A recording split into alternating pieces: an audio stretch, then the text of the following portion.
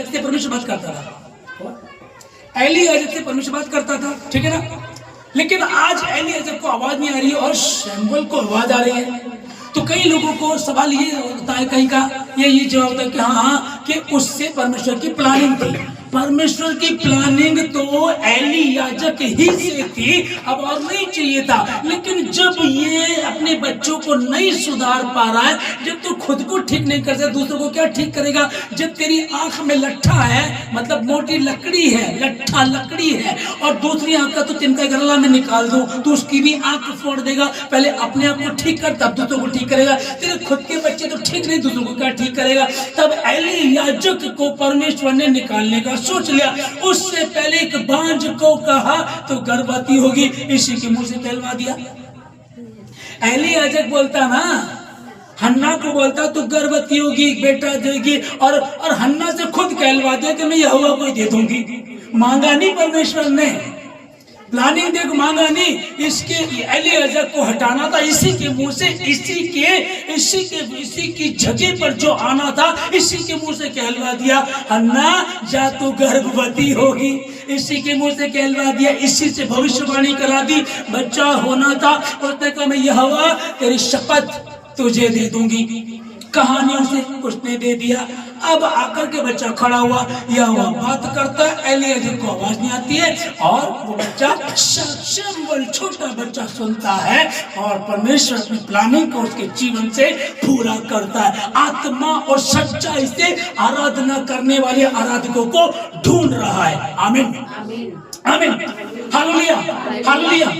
अब ये चीज समझिएगा कि अभी क्या परमेश्वर को हटाना चाहता, परमेश्वर किसी को हटाना नहीं चाहता। शाऊल को हटाना नहीं चाहता था परमेश्वर, लेकिन शाऊल ना समझी कर गया तो उसने दाऊद को ले लिया।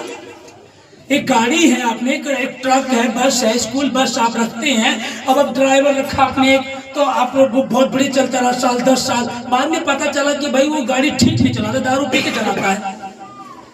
गाड़ी ठोक दी तो मालिक परेशान होगा। बच्चे जो गाड़ी में बैठ करके जा रहे हैं, अगर उनको हानि पहुंची तो किसको पकड़ेंगे? ड्राइवर को तो पकड़ लिया, लेकिन मालिक को ना, मेन मालिक को पकड़ेंगे ना। भाई तूने क्या कैसा ड्राइवर रखा, इसलिए भाई ड्राइवर बदलना पड़ेगा, ड्राइवर बदलना पड़ेगा। अब चलो वो तो छोटी बात है, बड़ी बात है कि लोगों को, मैं पास्टर हूँ और आप मेरी प्रजा है, मेरी कलीसिया के जो मुझे दिए गए, आपकी देख रेख मुझे करनी, आपको समझाना सिखाना है। अब मैं आपको सिखा रहा हूँ, समझा रहा हूँ, और मैंने आपको नर्क की ट्रेन से निकाल करके स्वर्ग की ट्रेन में बिठाना और वहां तक पहुंचाना। शुरुआत अच्छी है, शुरुआत बहुत लोगों की अच्छी हो सकती है, लेकिन शुरुआत अच्छी हर कोई करता है। मेन बात है एंड कैसा है। हालेलुया। मेन बात है कि एंड कैसा है। शुरुआत में तो हर कोई जवान रहता है, हर कोई बॉडी बना लेता है, हर कोई अच्छा रहता है। क्या एक ही इक्वल चल पा रहे हैं?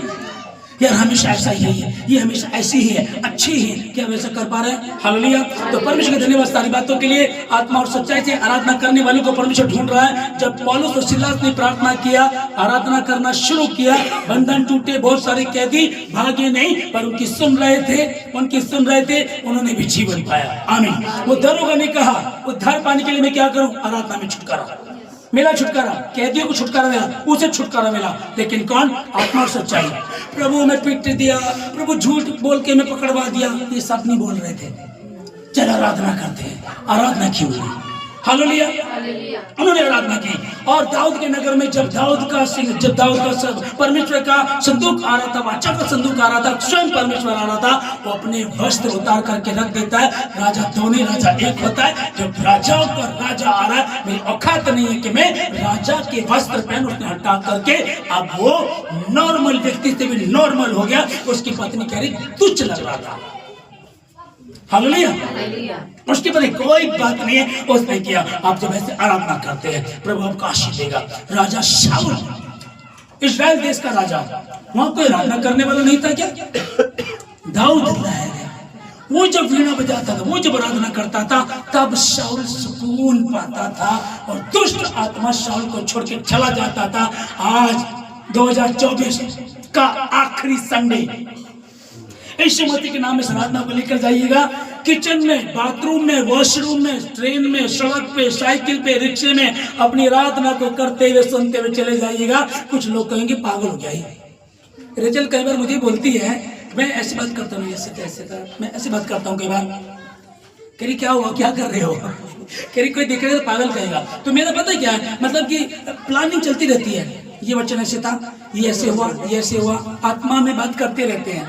रेचल कह रही कोई पागल कहेगा। तो प्रभु का धन्यवाद है, हालेलुया। परमेश्वर आपको बहुत बहुत आशीष दे, बरकत दे, पवित्र आत्मा आपके साथ हो। इस तरह से आप प्रार्थना करेंगे, उस बुजुर्ग की तरह प्रार्थना करेंगे, निश्चित खुद आपको आशीष देगा। मैं प्रार्थना करता हूँ यीशु के नाम में, आप लोग प्रार्थना करता आशीष के यीशु के नाम में। बीते दिन, इस वर्ष में, बीते दिनों में जो भी रहा है, अभी आपके पास 2 दिन और बाकी है। आज का दिन आपने सुना, सीखा, 2 दिन है आपके पास, कल 30, परसों 31, 2 दिन में उपवास रखिए, प्रार्थना कीजिएगा और आराधना कीजिएगा, ताकि आपकी आराधना का धुआं खुदा तक पहुंचे, सुगंधित धुआं उसके नाक में पहुंचे, वो सूंघे यहोवा और प्रसन्न हो और कहे 25 तेरा है, 2025 तेरा है।